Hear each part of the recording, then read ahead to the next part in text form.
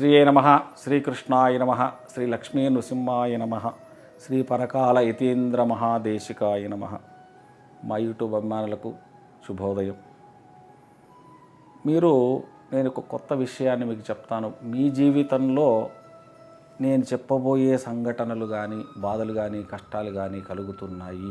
బాగా వినండి. నేను 11-12 సూత్రాలు చెప్తాను. ఆ యొక్క విషయాలు మీ జీవితంలో కనుక జరుగుతుంటే పరిగెత్తకండి. అయ్యో నాకు ఇది కాకపోయా అని పరిగెత్తుకుంటూ మీరు బాధలు పడే బదులు ఈ యొక్క సంఘటనలు మీ జీవితంలో జరుగుతున్నాయి అంటే అప్పుడు ఏమవుతుందో నేను చెప్తాను. ఒకటి, మీరు అందంగానే ఉన్నప్పటికీ మీ ముఖంలో తేజస్సు కనిపించకపోయేసరికి వీడేదో బాధల్లో ఉన్నాడు అని ఎవడన్నా అన్నాడు అనుకోండి, మీరు బాగా స్మార్ట్గా ఉంటారు, 6 ఫీట్ల వాడు హైట్ ఉంటారు, మంచి పర్సనాలిటీ ఉంటుంది, మొహంలో మంచి కళ ఉంటుంది.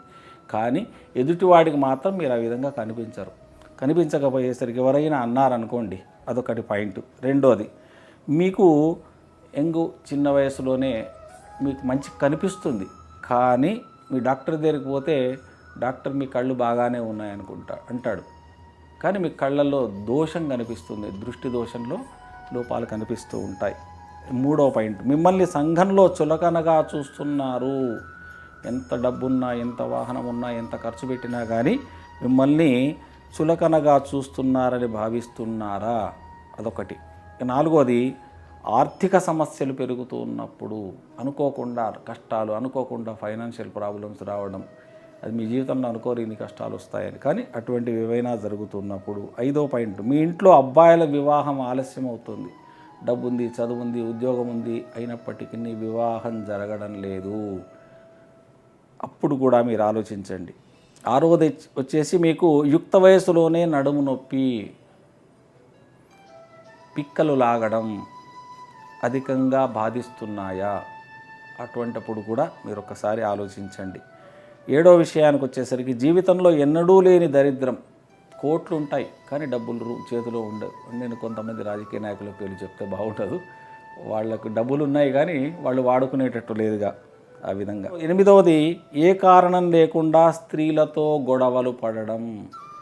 అసలు నీకు సంబంధమే ఉండదు, ఆ స్త్రీలు నిన్ను ఎత్తి పొడుస్తూ ఉంటారు. ఇక 9వది, శుక్రవారం నాడు అనుకోని వ్యర్థమైన ఖర్చులు రావడం. అంటే అన్ఎక్స్పెక్టెడ్గా శుక్రవారం నాడే వ్యర్థం ఖర్చులు పెడుతూ ఉంటారు. మీకు ఎటువంటి ఆ ఖర్చు వల్ల లాభం ఉండదు, అయినా మీరు పెట్టవలసి వస్తుంది.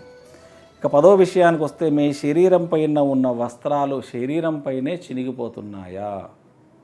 అంటే మీరు వేసుకున్న షర్టు కొత్తదైనా ఏదో బండికి తగిలో, లేకపోతే ఏదో కుర్చీకి తగిలో పర్రనే చినిగిపోతుంది. అటువంటివి మరీ మధ్యలో జరుగుతున్నాయా. ఆ తర్వాత 11వ విషయానికి వస్తే, మనస్సులో స్త్రీలపైన విరక్తి కలుగుతుందా.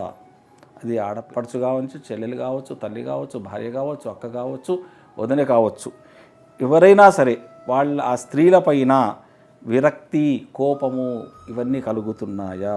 ఇక 12వ దానికి వచ్చేసరికి, మీ ద్వారా పసుపు రంగు వస్తువు కానీ, అంటే పసుపు కానీ వగైరా చేజారి కింద పడిపోతుంటాయి. అంటే మనం చేతిలో పట్టుకున్న పసుపు వస్త్రం కానీ, పసుపు కానీ, ఎల్లో కలర్ వస్తువులు మీ చేతిలో నుంచి జారి అన్ఎక్స్పెక్టెడ్గా కింద పడిపోతూ ఉంటాయి. అరటిపళ్ళు తీసుకున్నారు, కింద పడిపోతాయి. మామిడి పళ్ళు చేతిలో పట్టుకున్నారు, కింద పడిపోతాయి. అంటే ఎల్లో కలర్ ఐటమ్స్ కింద పడుతున్నాయా. ఇవన్నీ మీ జీవితంలో జరుగుతూ ఉంటే, ఇంకొక 13వ పాయింట్ ఉంది. ఇంకొకటి, భార్యాభర్తల్లో అన్యోన్యత తగ్గిందా.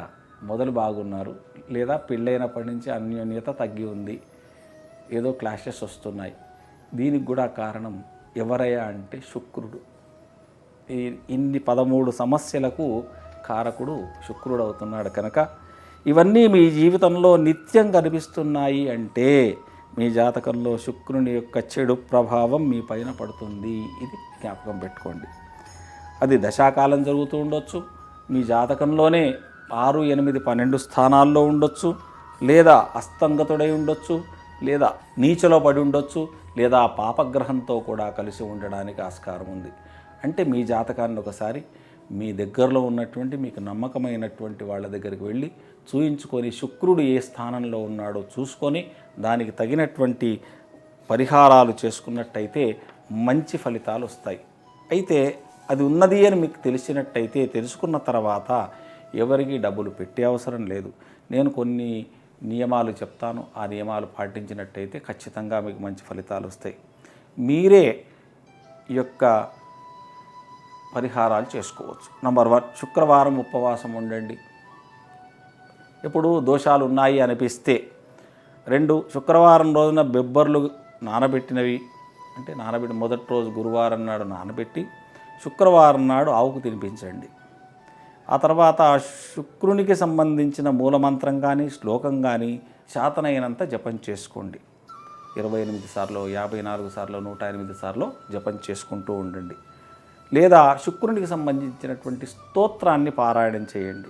ఏదేని ఒక అమ్మవారి యొక్క స్తోత్రాన్ని, అంటే స్త్రీకి సంబంధించినటువంటి అమ్మవార్ల స్తోత్రాన్ని పారాయణం చేయండి. ఇవన్నీ మాకేం కావండి, ఇప్పుడు ఏం చేయాలి మరి అని మీరే నాకు ఏది చదివే రాదు అసలు, నేనేం చేయాలి అంటే, ప్రతి శుక్రవారం మీ ఇంటి దగ్గరలో ఉన్నటువంటి అమ్మవారి గుడికి వెళ్ళి సోషల్ సర్వీస్ చేయండి ఫ్రీగా, రోజు 1 గంట శుక్రవారం నాడు.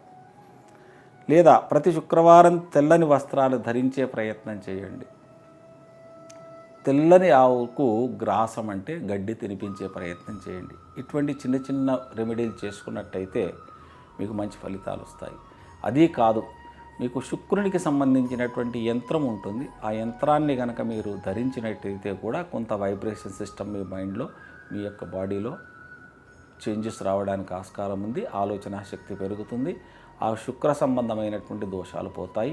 ఇవన్నీ మీరుగానే చేసుకొని ఆనందంగా ఉంటారని కోరుతూ, జై శ్రీకృష్ణ.